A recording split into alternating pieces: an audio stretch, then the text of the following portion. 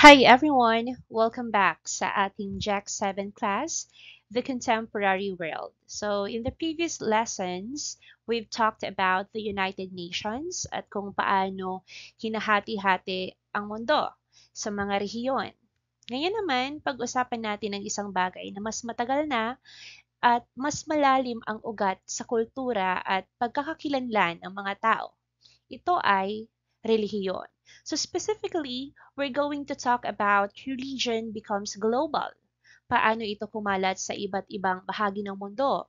Paano ito nakikibagay sa modernong panahon at paano ito lumalaban sa mga bagong ideya at paano rin ito nakakaimpluwensya sa mga tao, lipunan at pamahalaan.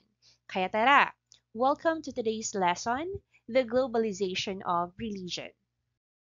Okay, let's begin by comparing two very different worldviews, religion and globalism. First, religion.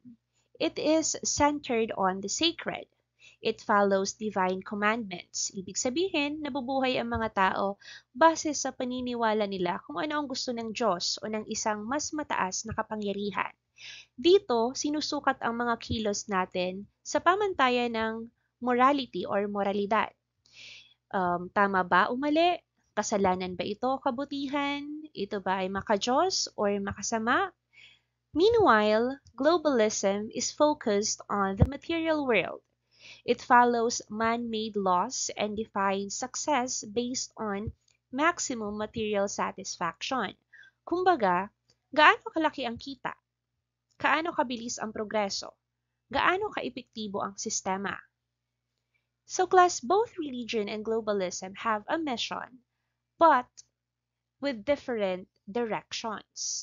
Halimbawa, ang isang madre o pare, kapag nagbakasyon, hindi sa mall o sa ibang bansa para mag-shopping. Madalas sa retreat house sila pumupunta, no? Tahimik, malayo sa ingay, para sa spiritual renewal or spiritual retreat. So ang layunin, lumalim sa pananampalataya. Samantalang ang isang global entrepreneur, pupunta sa ibang bansa para maghanap ng business partners or investors. So para palawakin ang market ng kanilang produkto. So ang focus niya, for the material success. Pero may goal pa rin. So in this example, pareho silang may mission pero magkaibang klase. Ang isa ay para sa spiritual na layunin at ang isa naman ay para sa material na pag-unlad. Now let's dig deeper into how religion and globalism spread their influence around the world. For religious people, especially those deeply committed to their faith, their main goal in life is to live a sinless, virtuous life at maging inspirasyon sa iba para gawin din ito.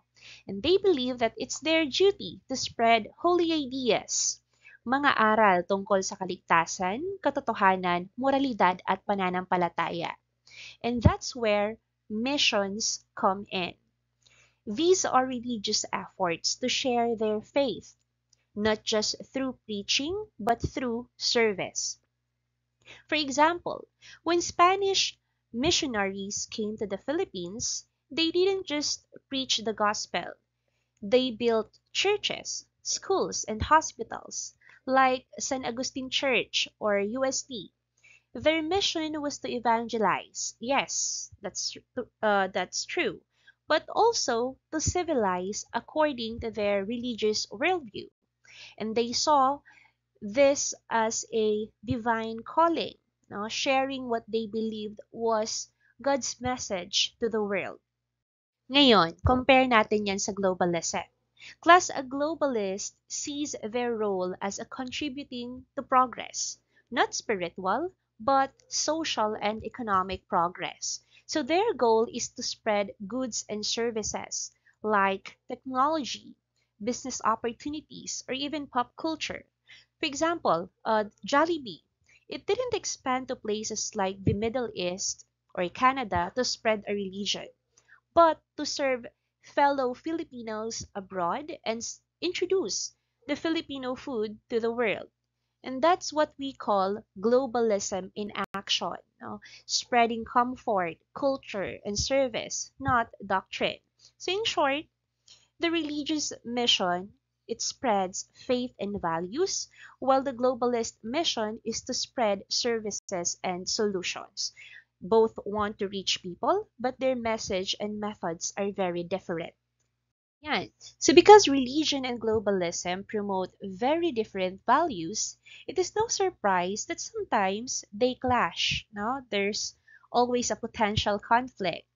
Kaya, religion prioritizes spiritual purity while globalism focuses on material progress. So, class, what happens when religious groups feel like the world is moving too far away from their beliefs? Some of them decide to flee the modern world. They step away from the mainstream society and form isolated communities, places where they can live out their faith without distractions, without government interference, and without the noise of modern life. Sa limbawa, may mga grupo na pinipiling hindi manirahan sa lungsod o sa syudad. Lumilipat sila sa mga bundok o probinsya kung saan tahimik at doon sila bumubuo ng komunidad na base sa kanilang pananampalataya. O para sa kanila, ang modernong mundo ay puno ng tukso sa pera, gadgets, media, social pressure na maaaring magpalayo sa kanila sa Diyos. No? So tingnan natin ang mga tagasunod ng Dalai Lama sa Tibet. Marami sa kanila ang naninirahan sa spiritual communities, malayo sa sentro ng politika at negosyo. At ang pamumuhay nila ay simple, payak, tahimik, at nakatuon sa Buddhist principles tulad ng compassion, inner peace, at mindfulness. So they believe that in order to stay spiritually focused, they have to remove themselves from the pressures and distractions of a globalized world. So in this case, we see that globalism is not always welcome, especially when it threatens the value and the way of life of certain religious groups. So for them, isolation isn't rejection, but it's protection. So bakit nga ba may mga relihiyosong grupo na pinipiling umiwas sa modernong mundo? Class, their reason is simple but deep. They fear that the modern world is full of temptations that can lead them away from their faith. Globalization, for all its benefits, also spreads materialism, the love of money, fame, gadgets, social media, fast living. And for some religious communities, this is dangerous. They see these things as distractions that could pull them away from a virtuous life. So ang pananaw nila, kung araw-araw kang exposed sa ingay ng media, sa pressure ng social status at lifestyle ng more is better, di ba? Eventually, makakalimot ka sa simpleng pamumuhay at pagmumuni-muni sa Diyos. No? Kaya sa Pilipinas, may mga old believer communities at ilang Catholic lay groups na intentionally namumuhay ng simple. Walang TV, no internet, no social media, minsan pa walang kuryente. So ang buhay nila ay nakatuon lang sa dasal, sakripisyo, at community worship. Para sa kanila, ito ang paraan para hindi mahulog sa kasalanan. So parang sinasabi nila na kung ayaw mong masunog, huwag ka nang lumapit sa apoy. Ganon. Kaya iwas sila sa mundo, hindi dahil sa takot lang, kundi dahil sa paninindigan. And they believe that avoiding temptation is not weakness, it's discipline.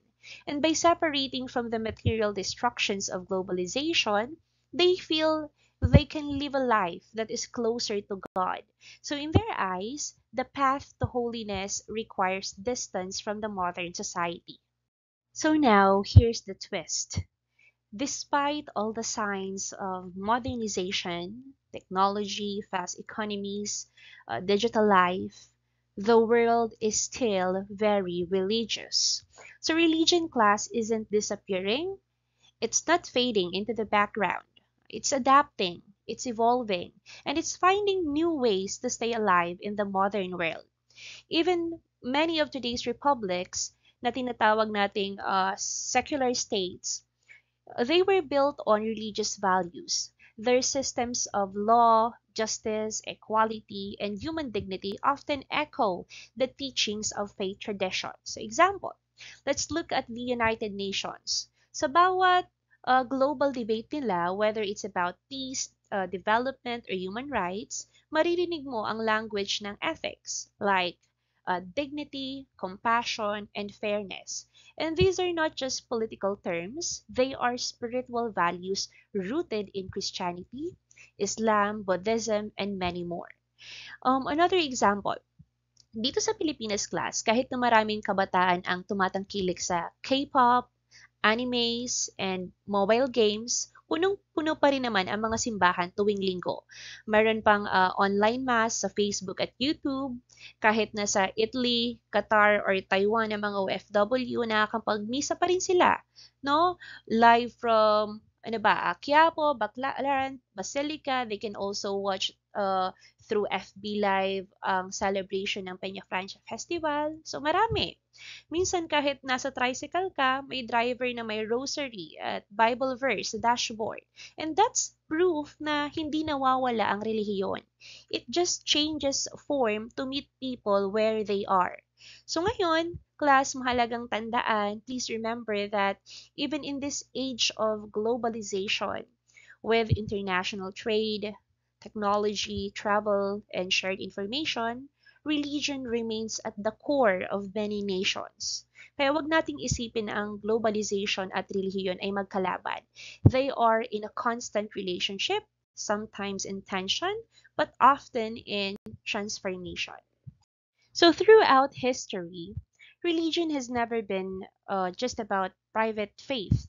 It's been right at the heart of political struggles, revolutions, and even wars. Let me give you first class some global examples. Una na dito ang crusades in medieval Europe, no?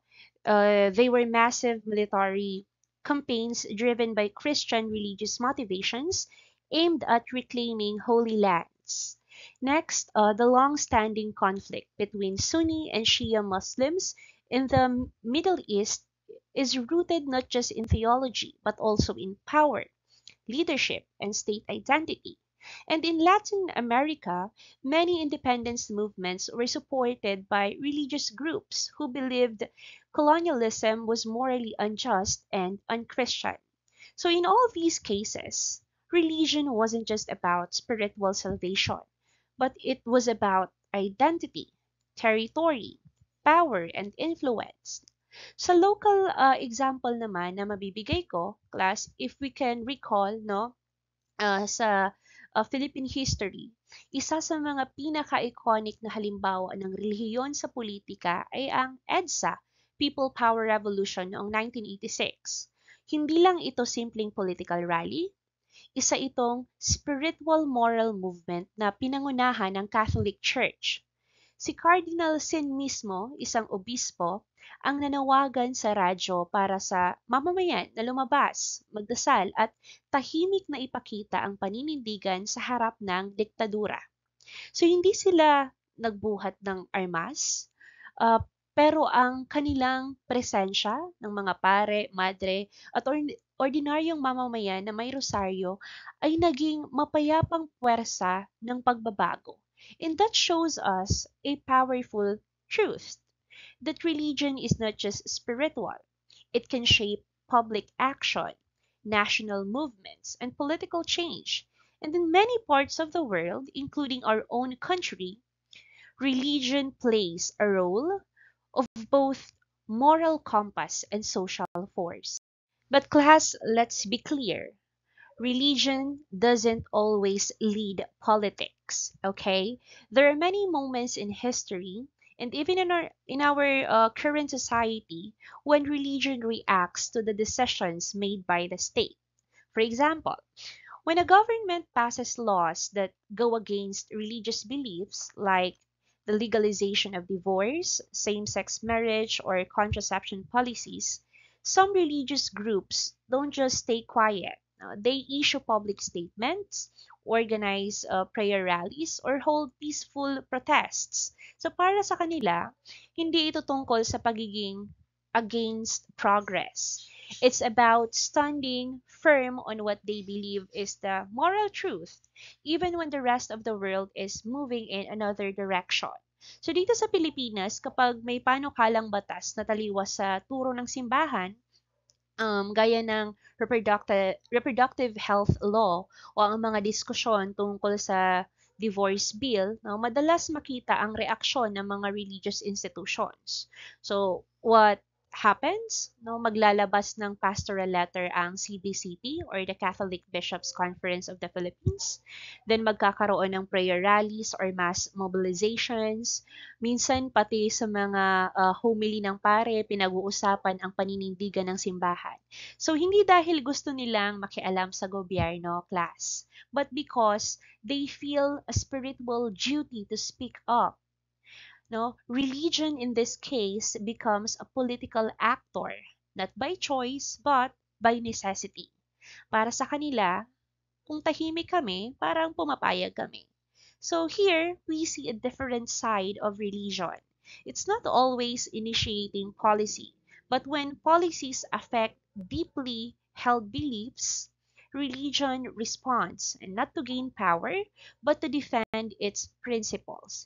This is where faith meets politics, and where belief systems step into the public square.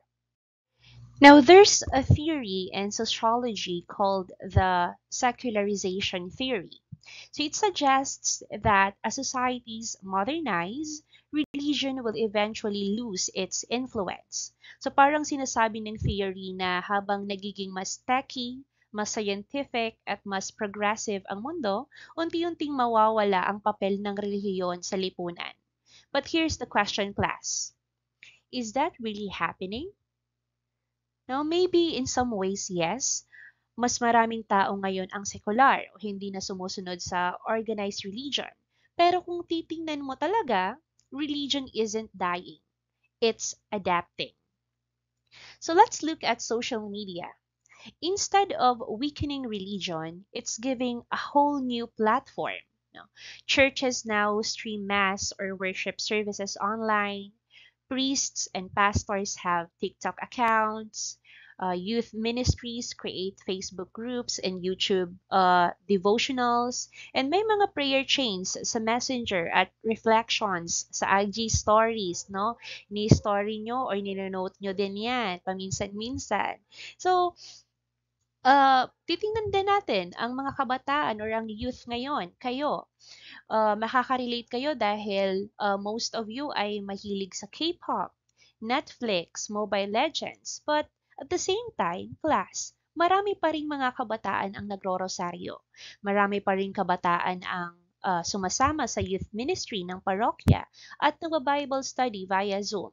May mga TikTok priests na viral pa, gumagamit ng humor at hugot, pero may laman at mensahe ng pananampalataya. So instead of religion fading away, it's actually becoming more visible, but in modern and creative forms. Class, religion is not being left behind by modernization. It's finding ways to stay relevant in a fast-changing world. And honestly, that's not weakness, that's a strategy. Even the Vatican, yes, the center of the Catholic Church, is now trying to engage with pop culture.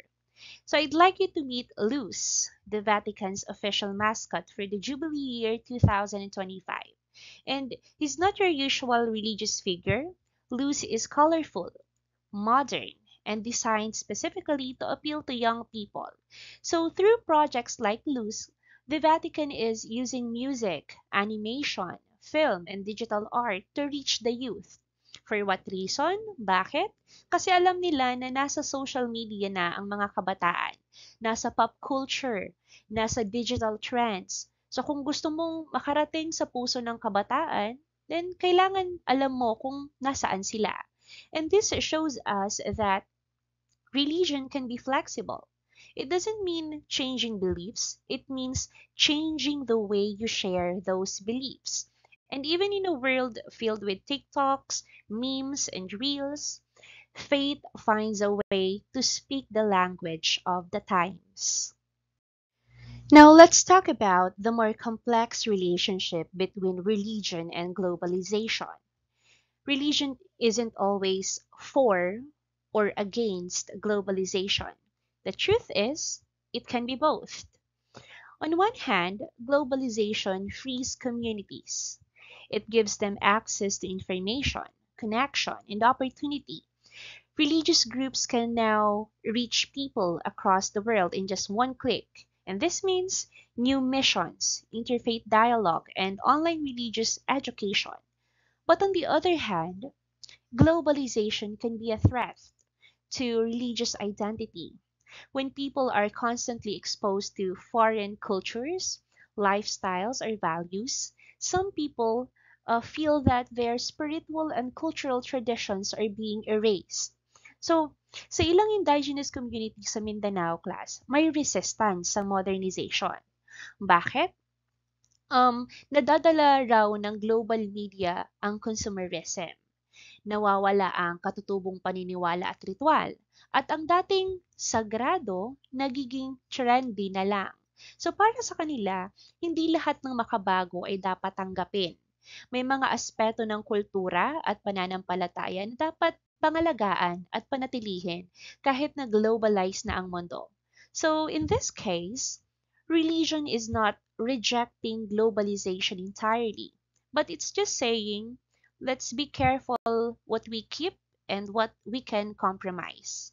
Okay, some people assume that religion slows down progress, na old-fashioned na, conservative, or regressive.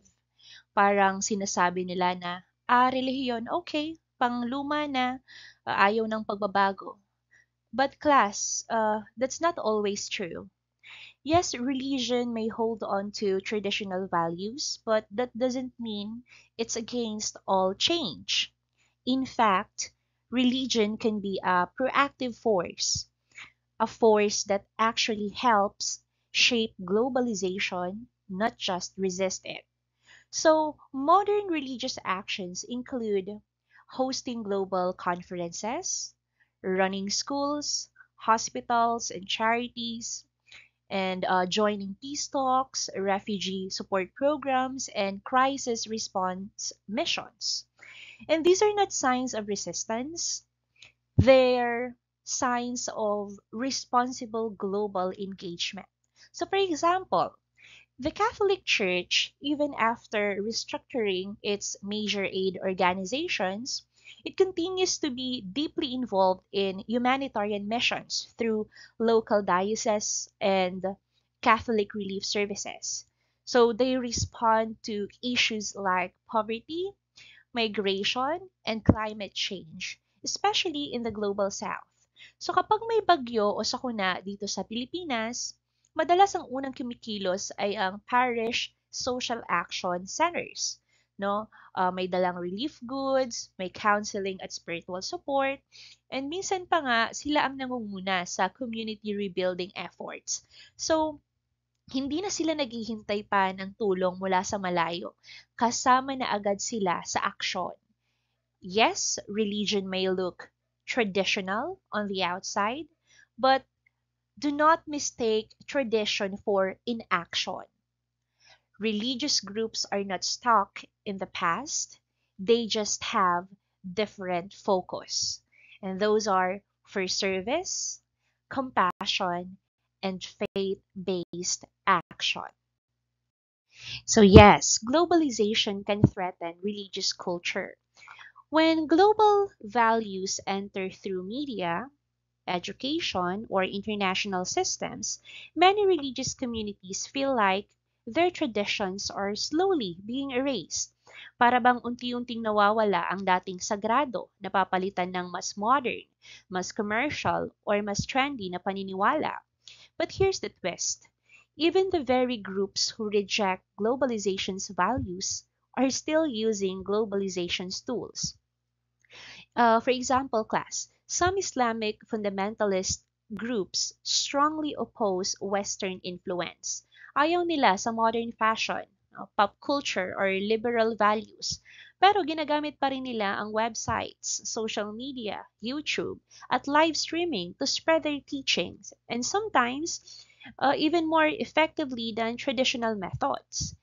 Now, dito naman sa Pilipinas, isang malinaw na halimbawa, class, si Pastor Apollo Kibuloy, ang leader ng Kingdom of Jesus Christ. So very vocal siya sa pagtutol ng global moral trends and Western media values. Pero sa kabila nito, malawak ang online presence niya. Gumagamit ng YouTube, Facebook Live, yung TV channel na SMNI. So pati international satellite broadcasts para maikalat ang kanyang mensahe at doktrina. So habang tumatanggi sila sa content ng globalization, tinatanggap naman nila ang platform. They may reject globalism's cultural values, but they fully embrace its technological tools. And this proves that the relationship between religion and globalization isn't simply black and white. It's complex, strategic, and sometimes ironic. Religious groups are finding ways to protect their message, but not by hiding. They are choosing to engage the world on their own terms using the same tools the world offers. So madalas nating makita ang mga religious groups na aktibo sa politika. Nagsasalita sa mga issues, nakikilahok sa mga rallies, o nagbibigay ng pahayag tungkol sa mga batas. But the question is, paano nila pinapaliwanag ang involvement na ito? No? Class, they usually base it on moral arguments. Para sa kanila, ang pananampalataya ay hindi lang dapat nasa loob ng simbahan o panalangin, dapat itong isabuhay sa lipunan, especially when justice, human dignity, or truth is at stake. So, halimbawa, during the People Power Revolution, the Catholic Church didn't just pray. Cardinal Sin went live on radio. He called on the Filipino people to take action peacefully, morally, and courageously. The priests and nuns stood alongside ordinary citizens, rosaryo sa isang kamay, pananampalataya sa kalooban, to call for the end of dictatorship. And this wasn't just a religious expression. It was a moral stand with political consequences. So madaling sabi, class, hindi sila lumahok sa politika dahil gusto nilang mamuno. Lumuhok sila dahil may prinsipyo silang kailangang ipaglaban.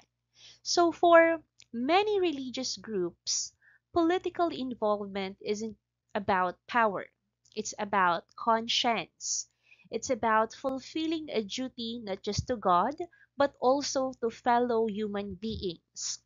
Kapag ang batas ay taliwas sa moralidad, kapag ang pamahalaan ay kumikilos ng hindi makatao, nararamdaman ng relihiyoso na dapat siyang magsalita. So it's not politics for politics' sake, it's faith in action. Yan. Dahil sa kanilang moral foundation, religious leaders often hold real influence in the political arena. So, hindi sila elected officials, okay? Pero dahil may tiwala ang mga tao sa kanila, malakas ang kanilang impluensya sa mga desisyon ng lipunan, lalo na sa panahon ng eleksyon o sa mga isyong may moral na timbang. For example, class, in US, the evangelical Christians are often one of the most powerful voting blocs, and they support candidates who reflect their religious and moral values. At dahil solid ang boto nila, maraming politiko ang kumukuha ng kanilang suporta. Sa Middle East naman, in countries like Iran, the line between religion and government is even more direct. Okay? The political leaders are also religious leaders, and this is what we call theocracy. The laws there are often based on religious doctrine. Now, dito sa Pilipinas, no, sa atin kilala ang Iglesia ni Cristo sa kanilang block voting. Kapag may inendorso silang kandidato, malaki ang posibilidad na manalo ito dahil buo at sabay-sabay bumoboto ang kanilang miyembro. Sa El Shaddai naman, another major religious group, it also has significant sway. especially in local and national elections. So, what does this all mean? Class, religion isn't just about personal belief or spiritual practice. It's a force that can shape national decisions, influence leadership, and sway public opinion. So uh, mula sa pulpito, umaabot hanggang sa balota, that's how far religious influence can go. Religion doesn't just stay in the heart. In many societies, it reaches into the heart of government. Here's a powerful quote from the slide. The common denominator for all these leaders and countries is that they seek partnerships with religion and the religious. So, what does that mean? It means that whether a country is democratic like the Philippines or authoritarian like some states in the Middle East, leaders often turn to religion as a political ally. Why? Because religion offers three things that politicians value. First, legitimacy. When a religious leader supports you, it makes you look moral, principled, and trustworthy. Second, moral authority. Religion helps justify laws or actions by appealing to what is right or godly. And lastly, mass influence. Religious groups already have loyal followers and that's a ready-made support base. So noong panahon ni Ferdinand Marcos Sr., meron pa ring dialogue meron pa ring dialogue with the Catholic Church and other faith leaders despite the tensions. So ganun din sa mga sumunod na presidente from Cory Aquino to President Bongbong Marcos. Laging may ugnayan sa simbahan, lalo na kung may national crisis o policy na may moral weight. Kasi alam ng mga politiko class na kapag nagsalita ang simbahan, nakikinig ang masa. At kapag nakuha mo ang suporta ng mga religious leaders, kasama na rin doon ang tiwala ng maraming mamamayan. So in many ways, religion becomes a political partner, sometimes silently, sometimes publicly. And whether we like it or not, this partnership shapes the laws we pass, the leaders we choose, and even the national conversations we have about right and wrong. Kaya naman class, let's be real, let's be honest. Religion has always been political. Now, from ancient civilizations to modern democracies, religion and politics have always been connected. Noong sinuunang panahon, rulers weren't just political figures. They were seen as divine. No? In ancient Egypt, pharaohs were treated as gods. In medieval Europe, kings ruled by divine right. Ibig sabihin, sinasabi nilang ang kapangyarihan nila ay galing sa Diyos mismo. So fast forward today, even modern leaders still quote scriptures in their speeches. They attend religious events, seek the blessings of faith leaders, and align with religious institutions to gain moral support and public trust. For example, in United Nations, peace-building missions, especially in areas of armed conflict, religious leaders are often involved. Bakit? Because religion holds deep emotional and cultural power over people. Mas pinakikinggan minsan ng mga tao ang imam, pari o pastor kaysa sa isang opisyal ng gobyerno, lalo na kung ang isyo ay tungkol sa kapayapaan, awa at pagkakaisa.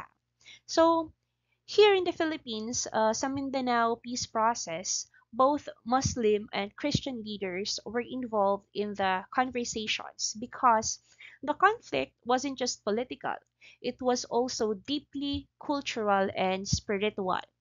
So, whether we're talking about laws, revolutions, or peace talks, religion is not just on the sidelines. It's right there at the table, shaping decisions and guiding public emotions. Because religion is not just about the personal faith, it's about shared values, and in many societies, Shared values are the foundation of political power. And now, let's bring it all together. Religion is still a global player. Yes, even in this modern world na digital, secular, interconnected, faith still plays a powerful role. So it continues to move people, shape ideas, and influence nations, whether we see it up front or working quietly in the background. Religion works across borders through global missions and interfaith partnerships. We also have international charities and humanitarian programs, and even digital evangelism, reaching the hearts through live streams, applications, and online communities. So, for example, class, sa mga SIAN forums, may mga interfaith dialogues na isinasagawa, lalo na kung ang topic ay tungkol sa peace, development, o human rights. Ang mga religious leaders ay kasama sa usapan kasi hindi lang political ang mga issue ngayon, moral at cultural din. So, dito sa atin sa Pilipinas, kapag may sakuna, no, it includes bagyo, lindol, pagbaha, hindi lang gobyerno ang kumikilos. Nandyan ang mga simbahan, mga mosque at religious organizations. Nagpapadala ng relief goods, nagbibigay ng counseling, nag-oorganisa ng community rebuilding efforts, no? Minsan tahimik lang sila sa likod, pero kung wala sila, kulang ang pagkilos ng lipunan. So religion may not always be in the headlines, but it's always present, guiding values, uniting communities, and inspiring service.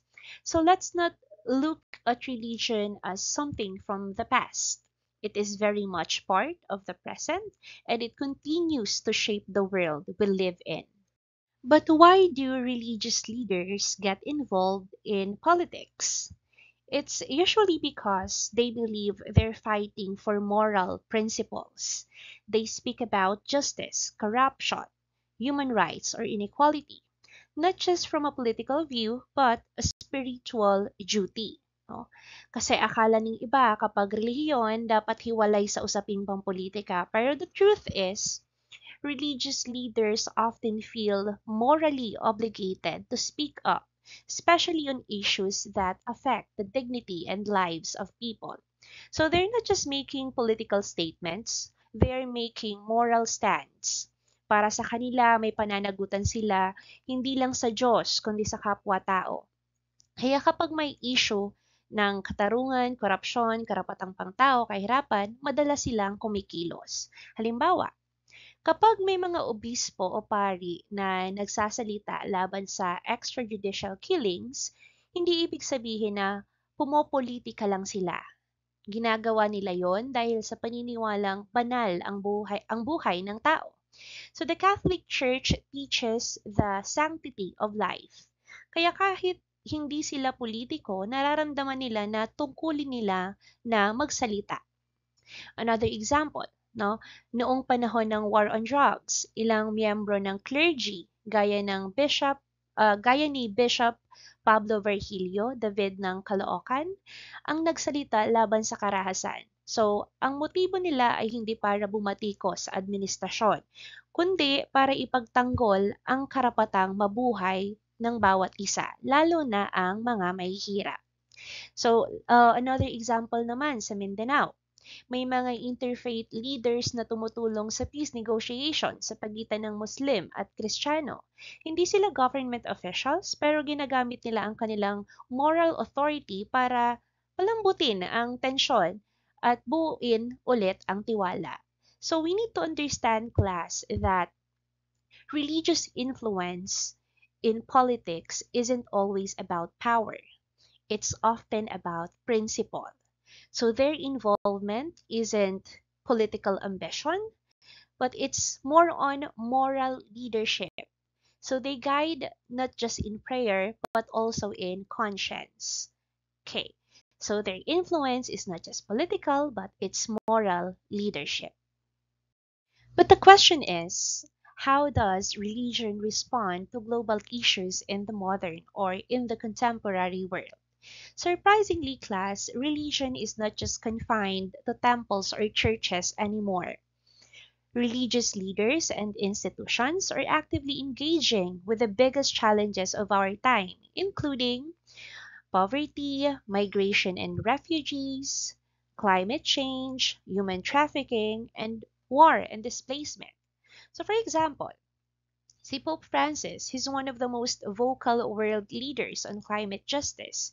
He released Laudato Si'. It's an encyclical urging people to protect the planet and prioritize the poor, reminding everyone that caring for the environment is a moral and spiritual duty. Sa Islamic leaders naman, they have also issued statements on economic fairness, saying that unjust systems that widen inequality go against the teachings of compassion and community responsibility in Islam. Sa Buddhist monks naman in countries like Thailand and Myanmar, they have joined protests against deforestation, arguing that nature is sacred and deserves protection. So for them, cutting down forests isn't just an environmental issue, but it's also a spiritual violation.